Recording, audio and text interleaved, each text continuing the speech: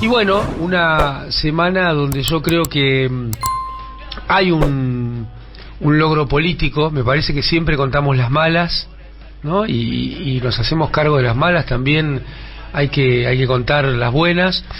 El Senado ha tenido una semana de mucho trabajo, de muy intenso trabajo, donde, bueno, se le empiezan a poner no solo tiempos, sino también conceptos de mérito a la famosa ley base, a la versión reducida de la ley base, de la cual venía hablando el presidente antes de asumir.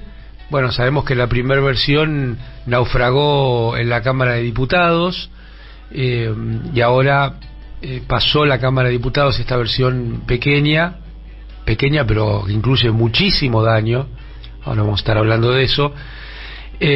Pasó diputados, y en el Senado, lejos de convertirse en una escribanía, ¿vieron cómo cambian las palabras, no? Ahora dicen, pierden demasiado tiempo, ¿por qué dan tantas vueltas? Están poniendo palos en la rueda. Cuando las leyes se aprobaban en tiempos de Néstor y Cristina, o en otros tiempos, era una escribanía, el Senado no debatía, o sea, hay un rigor selectivo y una conceptualidad selectiva según quién esté gobernando. Si está gobernando la derecha, la Cámara no tiene que tener ninguna importancia, lo que mande el gobierno es lo que manda el pueblo, Vox Populi Vox Dei.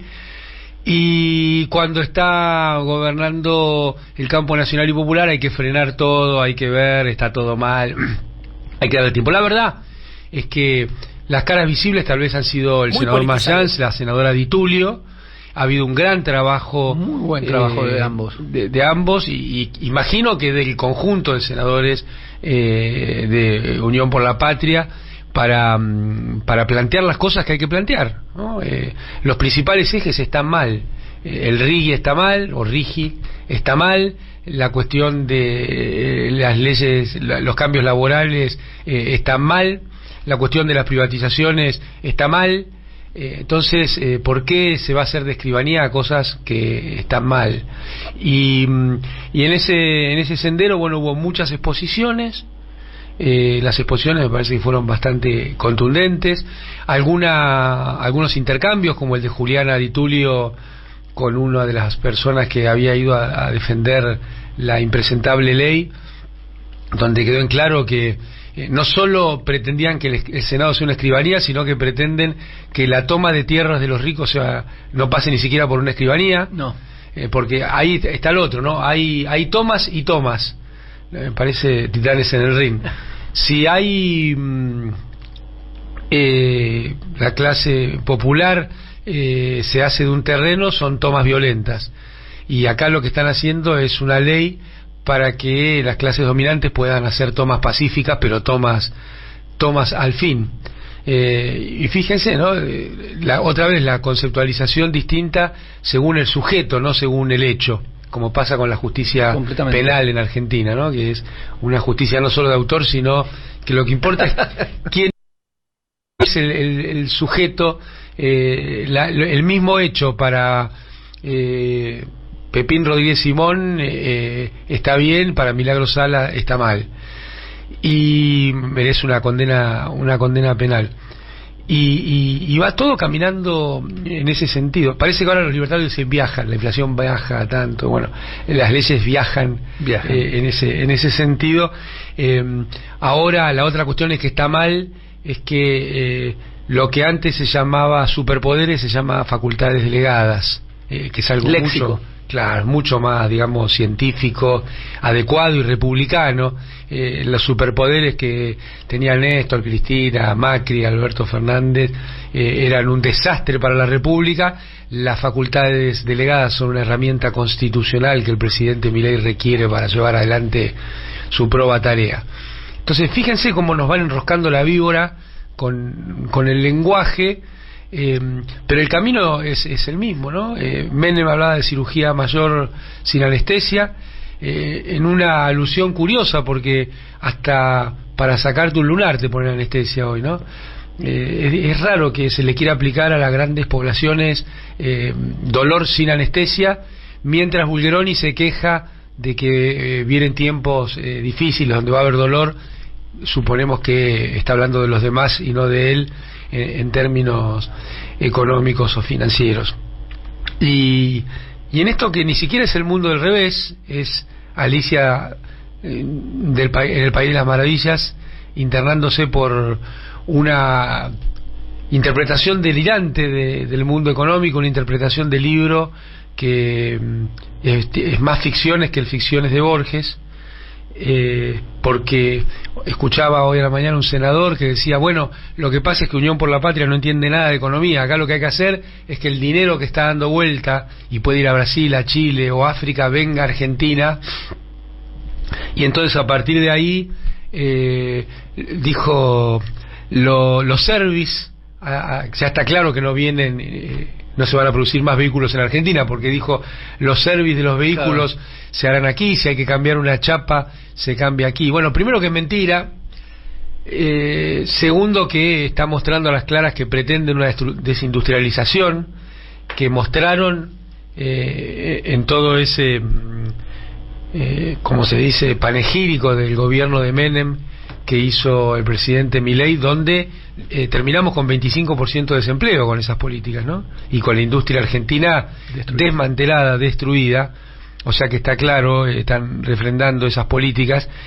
Y lo otro, el senador decía, no retuve el nombre, pero el senador decía que esos dineros que andan dando vuelta por el mundo tienen que venir a Argentina. Y el Rigi dice que no hace falta que vengan a Argentina. No. Entonces, no solo es mentira lo conceptual, sino que es mentira lo que dicen de cómo funciona la ley. Algo que ya había empezado Macri, que las liquidaciones de las exportaciones no tenían plazo, cosa que para cualquier país es muy nocivo. Bueno, estas personas pretenden que no tenga no solo plazo, sino ni siquiera tránsito por la República Argentina. Y la otra cuestión de este mundo de dos caras tiene que ver con las moratorias, ¿no? A los jubilados y jubiladas futuras no se les puede dar una moratoria de algo que ellos no incumplieron, porque los aportes no lo hicieron, o porque el empleador los retuvo y no los realizó, o porque tuvieron un trabajo informal, o porque fueron mujeres. Simplemente por esa condición este sistema decidió no darles trabajos remunerados. Hay que recordar que el 80% de las personas que se jubilaron por la moratoria de Néstor, de Cristina, fueron mujeres, en la famosa y para nosotros muy querida jubilación para amas de casa. Bueno, toda esa moratoria la desmantela esta ley Bases, y al mismo tiempo abre una moratoria, abre un blanqueo para los dueños del capital, para aquellos que no aportaron, para aquellos que evadieron, para aquellos que fugaron, para aquellos que mantuvieron sus actividades en la economía informal. Para ellos sí moratoria, para jubiladas y jubilados no. Miren si será impresentable esta conceptualización del país. Después te dicen cómo se van a jubilar los que no aportaron, ¿no? Bueno, yo diría cómo van a blanquear los que no pagaron. Exacto. Pero eso no se dice, como esta idea de la toma de tierras de ricos habilitada por esta ley, en un país en el cual el gobierno trabaja sobre la administración del odio, un país que, claro, el gobierno dijo afuera al INADI, dijo afuera al Ministerio de la Mujer, y terminamos teniendo un femicidio que no es un asesinato más, es un femicidio de 3 mujeres con quemadas con nafta en una botella. Creo que eso está habilitado lamentablemente por el discurso de odio del gobierno, que empezó hace muchísimo, pero tuvo un punto muy muy importante en la pandemia, donde mientras todas y todos pedíamos cuidarnos, no solo en términos individuales sino como comunidad, y estos sectores como Patricia Bullrich incitaban a que haya contactos, que se rompiera esa cadena de cuidados, y en esos contactos además había guillotinas, había bolsas mortuorias, había féretros que se deseaban en un esquema de odio para otras argentinas y argentinos. Yo creo que es un odio de diseño, es un odio que no corresponde al pueblo argentino, que no es un pueblo odiador, sino que hay un sector que hace rato viene pensando en el odio como una herramienta política y como una herramienta de administración gubernamental. Y el punto más fuerte de la administración de odio me parece que fue el magnifemicidio, que tiene todas las aristas juntas, ¿no?, a Cristina Fernández de Kirchner, una cosa que ha sido invisibilizada aún por la propia fuerza, aún por el Poder Ejecutivo en ese momento, ni que hablar por el sistema de administración de leyes, que algunos llaman Poder Judicial, que oculta, que corta las líneas investigativas, que en algunos casos evidentemente iban hacia ministros de este gobierno.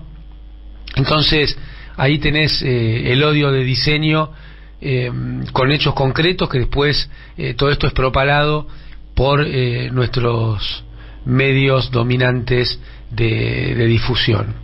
Y esta es la situación, lamentablemente, en la cual estamos, en la cual yo creo hay que poner como un hecho saliente político lo que está haciendo el Senado de la Nación respecto a la ley de bases. Se ha producido un hecho creo que lamentable, pero bueno, podrá ser corregido también respecto a la relación de la UBA, sus finanzas y el gobierno nacional, donde el gobierno ha traslucido, ha dejado en claro que está en una negociación le dio fondos a la UBA a cambio de votos en el Congreso, en el Senado de la Nación. Esperemos que esto no sea así, que sea solo una presunción y que no se produzca, porque realmente dejaría mal parado a gran parte del sistema político, y es muy difícil que puedan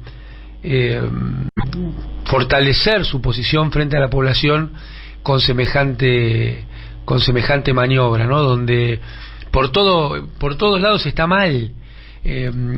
Está mal que algo que se planteó en conjunto del sistema universitario, la universidad más importante en términos de presupuesto y de número de alumnos, se corte sola y deje solo al resto, como si la enorme y hermosa marcha que se produjo para defender la universidad pública fuera solo patrimonio, o ha sido solo usufructuada, en el peor de los sentidos, por la UBA. Esperemos que esto no tenga nada que ver con el cambio de votos en el Senado.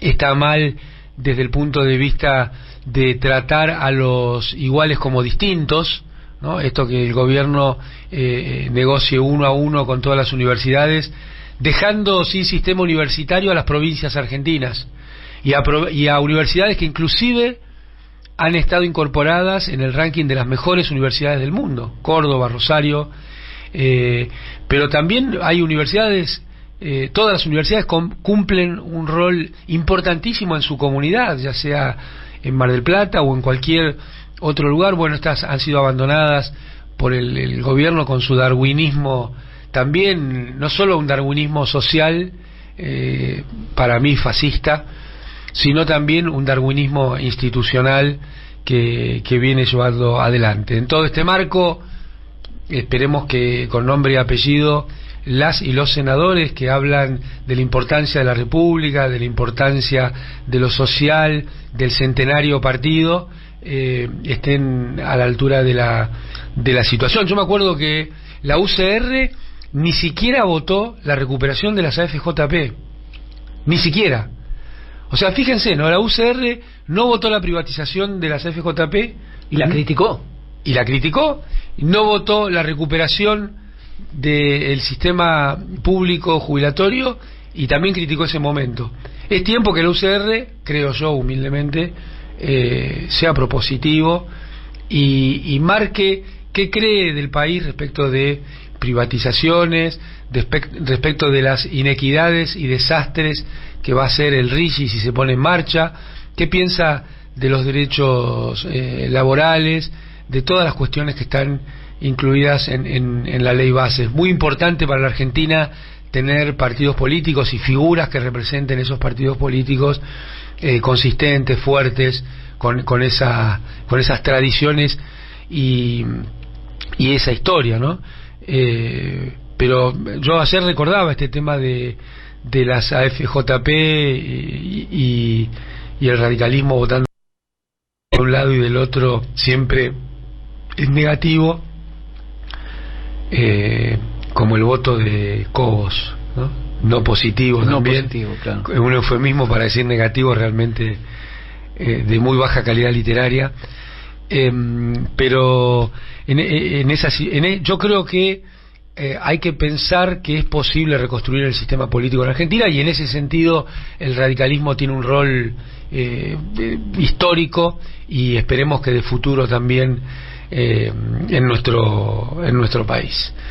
Así que bueno, con luces, con sombras, con un desastre distributivo, con un creciente aumento del desempleo. Yo creo que esta semana ha sido un punto lamentablemente fuerte en lo demostrativo de lo que hace el sistema libertario en el nivel de actividad en la industria nacional, con despidos por todas partes. Ya no son solo lamentablemente en el sector público, sino también en el sector privado, en números importantes. Detrás de cada uno de esos números hay una persona, hay una familia, hay platos de comida que no van a estar, hay sueños que ni siquiera se van a empezar a poner en marcha, hay educación de las hijas y los hijos que no se pueden enviar ni siquiera por lo que vale el transporte público en la Argentina. El presidente había dicho que primero subiría los salarios, después la tarifa del transporte. Bueno, mintió también en eso. Hubo y hay aumentos en las tarifas. Esta semana que viene va a aumentar el subte también en la ciudad de Buenos Aires, y está claro que no va a ser la única vez en el año. Con todo esto, pero con nuestras senadoras y senadores trabajando muy fuerte, es que comenzamos el programa de este sábado de Sin Diarios. ¿Cómo estás, Rinconés? Buen día.